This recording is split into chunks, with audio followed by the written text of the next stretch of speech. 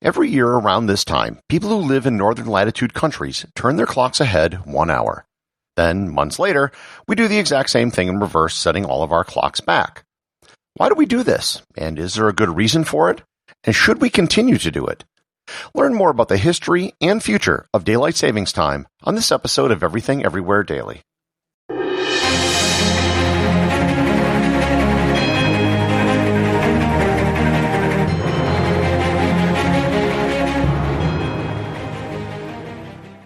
This episode is sponsored by Everything Everywhere Tours.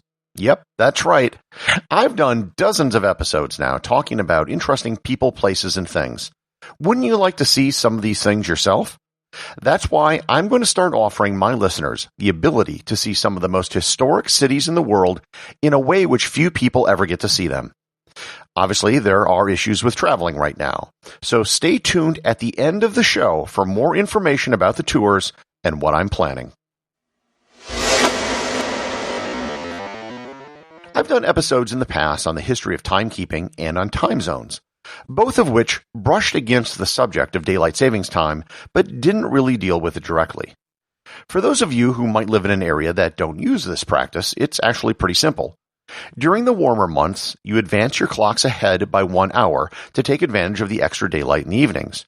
When it gets colder and the days are shorter, you move your clocks back 1 hour. If you live somewhere which is close to the equator, there really isn't much need for it because the length of your days doesn't change that much throughout the year. If you live in an extreme northern latitude, it also doesn't matter too much because your days are so extreme. Winter is mostly all dark and summers are mostly all light. Changing the clock doesn't really matter. For people whose day follow the sun, like a farmer, it also doesn't really matter because if you have to milk the cows at sunrise, it doesn't really matter what time sunrise is. So why do we do this then? What's the benefit? Many people say that the originator of daylight savings was Benjamin Franklin. This, however, is not quite true.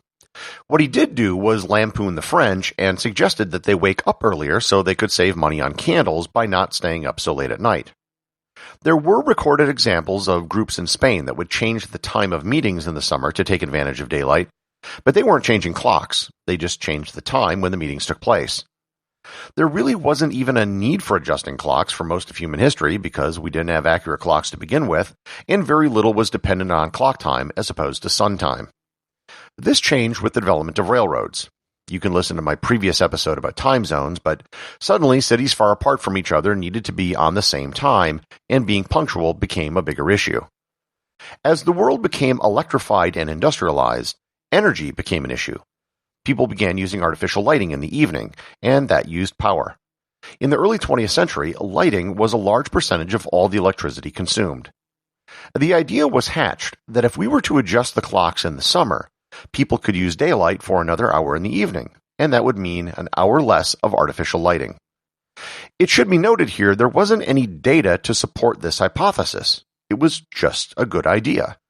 The first person who proposed an actual daylight savings time was New Zealand entomologist George Hudson, and that's entomologist as in someone who studies bugs. He proposed a 2-hour plan which would allow him to collect more bugs after work. The first place to ever adopt a daylight savings program were the towns of Port Arthur and Fort William, Ontario in 1908. Today, they are collectively known as the city of Thunder Bay. The first country to formally adopt a daylight savings plan was Germany in 1916. During World War I, they had to conserve resources for the war effort, so they adopted daylight savings in an attempt to do that. Within a year, most of the other countries in Europe, on both sides of the conflict, had adopted daylight savings. In 1918, the United States adopted it for the first time as well. Daylight savings was abandoned in the U.S. as soon as the war ended. It was very unpopular with farmers who didn't have jobs that were dependent upon the clock, but rather the sun. In 1919, a big part of the United States was still rural and worked in agriculture. Daylight savings was brought back to the U.S. in 1942 during World War II. President Roosevelt simply called it wartime. After the war, everything in the U.S. was kind of in chaos because every locality was deciding whether or not to observe daylight savings. In 1966, the federal government stepped in to solve the confusion.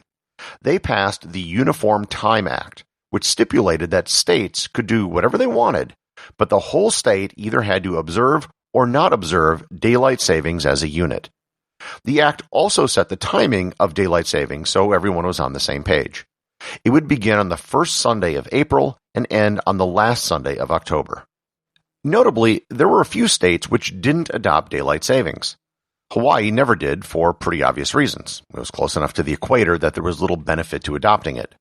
Arizona and Indiana didn't adopt daylight savings either, although Indiana finally adopted it in 2006, and Arizona is still a holdout.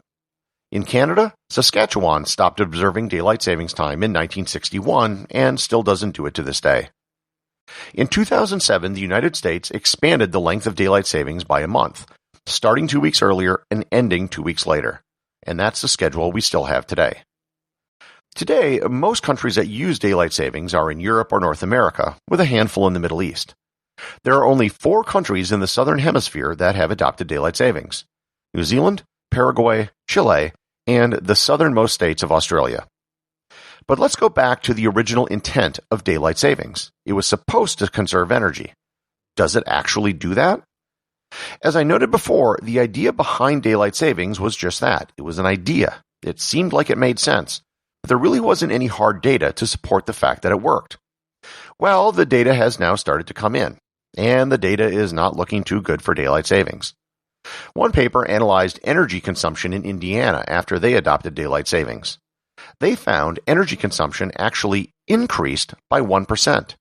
Artificial lighting may have gone down, but air conditioning usage went up. Other studies have shown a marked increase in suicides, strokes, heart attacks, workplace injuries, car crashes, and emergency room visits when daylight savings starts in March. There's even evidence that judges hand down harsher sentences. Oddly enough, similar effects have not been found when daylight savings ends in October or November. Basically, you have hundreds of millions of people who are all simultaneously suffering from a very mild case of jet lag. So, maybe we should get rid of daylight savings, right? The problem is there is no consensus as to what we should do. A 2009 survey conducted by the Associated Press and the National Opinion Research Center showed that opinions were really split on what should be done. 40% of the people didn't want daylight savings at all and thought we should just keep standard time year-round. 31% of those surveyed thought we should keep daylight savings all the time, and 28% just wanted to keep the status quo. So basically, anything we do is going to anger most of the people. The funny thing is, the Gallup organization has been polling Americans on this subject since 1943, and there has never been a majority of people who supported daylight savings. The biggest problem with daylight savings seems not to be which time we pick, but the fact that we have to change time every year. In 2020, the Yukon Territory in Canada sprung their clocks ahead 1 hour in March, and then they never turned back. They're now on permanent daylight savings, or they're just in plain old Mountain Standard Time. As of right now, there isn't any plan to do anything about daylight savings one way or another. So it seems that daylight savings time will be one of those things like getting rid of the penny. Everyone agrees something should be done, but nothing probably ever will. The associate producer of Everything Everywhere Daily is Thor Thomsen. I've traveled a lot in my life, and I've been on quite a few tours with tour groups. The way they normally work is you spend a few days in one city, and then go to the next city, and so on. There's nothing wrong with this, but I've been thinking of what I could offer that would be really different.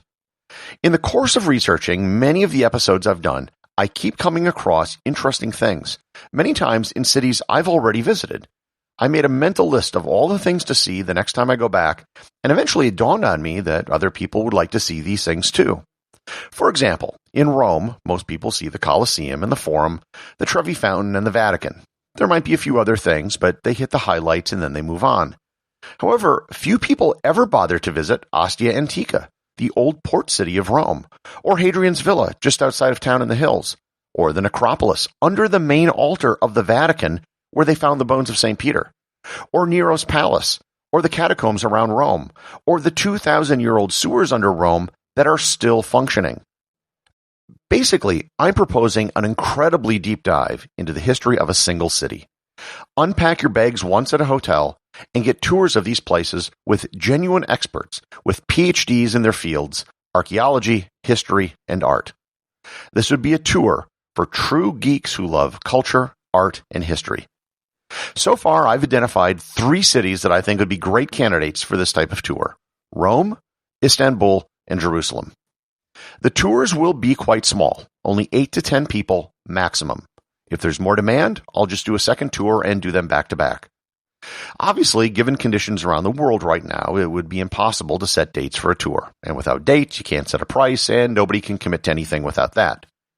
But if this is something you think you might be interested in, go to everything-everywhere.com/tour and just leave your email address. I'll notify you when I know more information and conditions are such that it's possible to actually commit to a date. And be forewarned, this might not actually happen until 2022. Once again, go to everything-everywhere.com/tour. And you can also click on a link in the show notes.